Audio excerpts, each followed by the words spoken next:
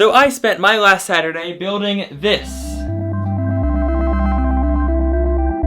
This is called a mirror box. It's two boxes, one closed and one open, separated by a mirror. This device was actually created by the psychologist from the collaboration video, Vilayana Ramachandran, and it's what he used to help the woman who had only ever had 4 fingers feel all 5 phantom fingers normally. So how does it work? Well, the idea is that you put both of your hands in here and move them symmetrically. When you do this and look at it from the mirror side, it looks like you're moving both of your hands, though you're really not.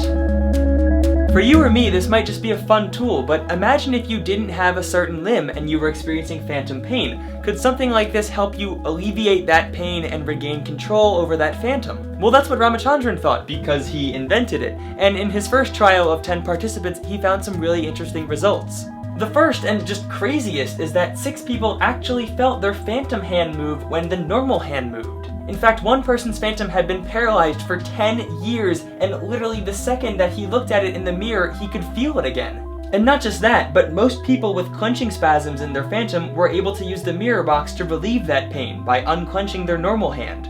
Additionally, when 3 people's hands were touched, they felt that sensation on their phantom hand, and through using optical illusions, Ramachandran was able to visualize impossible positions, and people's phantoms actually took those impossible positions.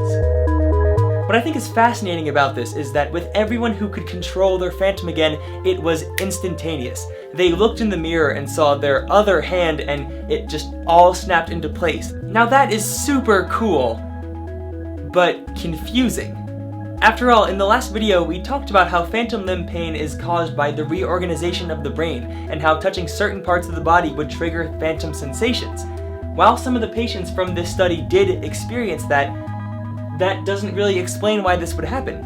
After all, we weren't touching areas of the face or regions that had taken over the phantom. So why does this work? Well, in addition to neuroplasticity, there are other theories that help to explain phantom limbs and phantom limb pain.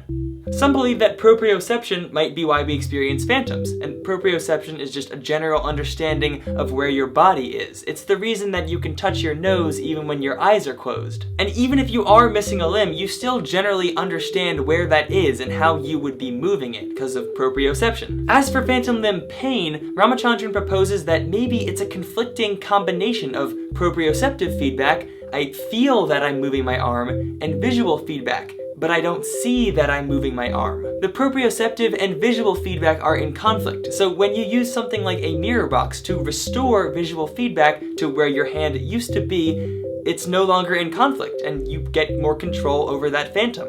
Looking at phantom limbs and phantom limb pain through this theory, it makes a lot more sense that mirror boxes can actually work. Now, despite how cool and helpful this can be, it's not perfect. Even in the original trial, only 6 of the 10 participants were able to feel their phantom again, and even if it had been all 10, that's not a very large sample size. Because this is based on visual feedback, it might also depend on how well the individual can visualize a real hand over their phantom hand, and there were also other types of pain in Ramachandran's participants that weren't alleviated by the mirror box, like burning sensations in the phantom. The important thing to remember is that we don't fully understand phantom limbs or phantom limb pain.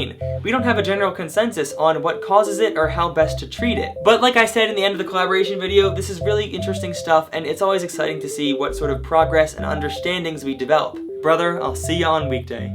Thanks for watching this video. I plan on doing a lot more stuff with Plethrons, and while you're at it, why don't you watch a playlist of collaborations we have done? I'm gonna put that somewhere.